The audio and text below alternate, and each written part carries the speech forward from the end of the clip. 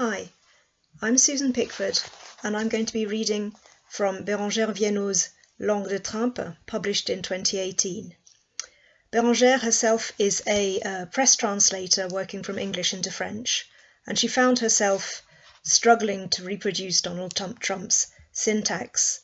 So she wrote a book that's a very thoughtful consideration, both of the ethics of political translation, particularly translating someone you don't agree with, and it's also a very funny, witty takedown of Trump's use of language. So I'll give a brief reading from the French preface and then from the English. Lorsque j'ai écrit ce livre, Donald Trump était élu depuis 1 an et demi, et le monde entier ne semblait pas avoir encore l'idée très claire sur la manière de qualifier le phénomène. À chaque nouvelle saillie, politiques, journalistes et simples citoyens s'étonnaient ou s'indignaient de l'apparente désinvolture de cet ovni. Drôle de président qui ne s'embarrassait pas de grandes phrases ou de langue de bois, et dont les interviews et les interventions semblaient curieusement peu préparées. Le 45e président des États-Unis a fait couler beaucoup d'encre, tant sur les réseaux sociaux que dans les journaux ou sur les rayonnages des librairies. En 4 ans, plus de 1200 livres ont été écrits sur lui et sur son administration par des personnalités publiques telles que Michael Wolff, Bob Woodward et James Comey, mais aussi par des quasi-anonymes déçus et souvent déchus, sans parler de tous les ouvrages laudateurs publiés par ses partisans ou du brûlot de sa nièce Marie. When I wrote this book, Donald Trump was 18 months into his presidency, and the whole world seemed to be struggling to find the words to describe the Trump phenomenon. Every time he opened his mouth, journalists, politicians, and amateur Trump watchers gawped or shook with outrage at the apparently thoughtless language of the oddity in the Oval Office, an aberration among presidents who cared little for grand speeches and politically expedient prevarication, and whose interviews and speeches seemed curiously underprepared. The 45th President of the United States has been the cause of much ink spillage, virtual or otherwise, on social media, in the press, and in print. Over the past 4 years, over 1,200 books have been written on him and his administration, some by well-known figures such as Michael Wolff, Bob Woodward, and James Comey. Others by less familiar names, ex-Trumpites disappointed in and often fired by the man himself.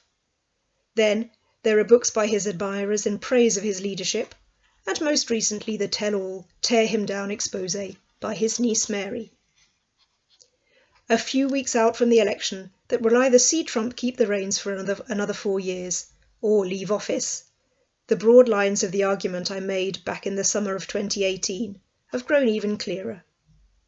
While most analysts focused, logically enough, on his politics, I drew on my experience in journalism and my work as a translator to explore Trump's use of language.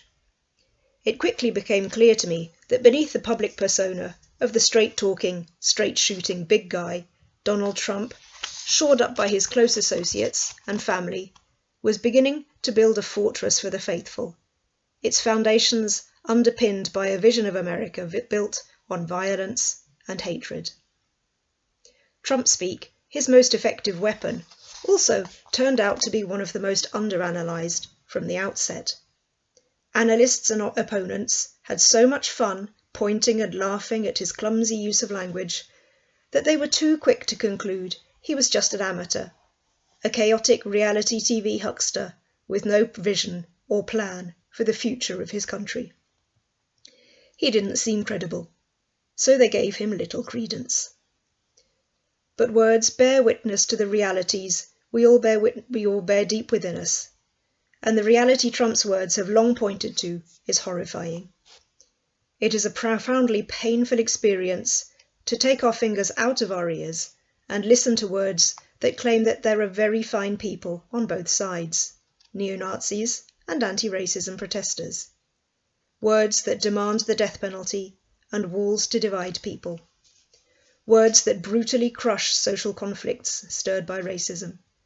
Words that refuse to condemn killers and seek to shift the responsibility for a global pandemic onto a country and its people, rather than face up to the truth of a public health and social catastrophe on American soil. Because Trump never bothered to wrap his speeches up in pretty words and pat political catchphrases, we never took him seriously.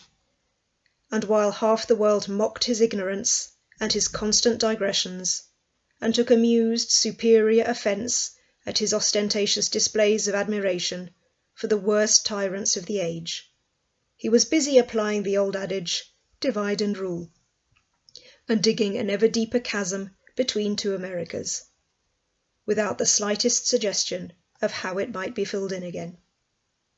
His vulgar, aggressive outbursts, which early in his presidency brought out in us incredulous laughter, have since revealed the sheer force of personality of a man who has truly grasped that if the country were to come together again, it would be in opposition to him.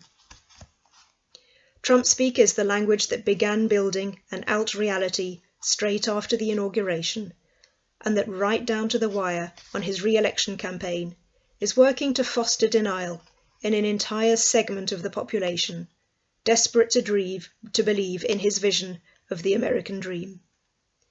Trumpspeak is the language that let his supporters at the Republican convention string together lie after lie to feed to those ready to settle for a black and white world, where Trump stakes his claim to be the ultimate righter of wrongs, the fireman on call to put out a blaze he set alight himself. It is the language used in self-justification by all the Americans at the end of their tether who resort to violence, their consciences stilled by the moral inertia of the man who supposedly embodies the unity of their great nation. 4 years into his time in office, we can now see that Trumpspeak was the window dressing that let Trump and his clique nudge the entire apparatus of state ever further right, a smokescreen to confuse those who refused to see him as in any way credible.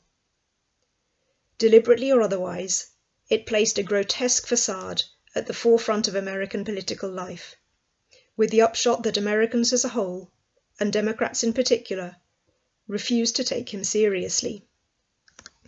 In fact, so busy were we all ridiculing a man who can barely read, who is staggeringly ignorant, and seems not to know how to behave in public, that we all dropped our guard. We should have mistrusted a language that has proved to be a grave threat for American democracy and for the wider Western world that has always looked to the United States for inspiration. We should have mistrusted Trumpspeak. Thank you.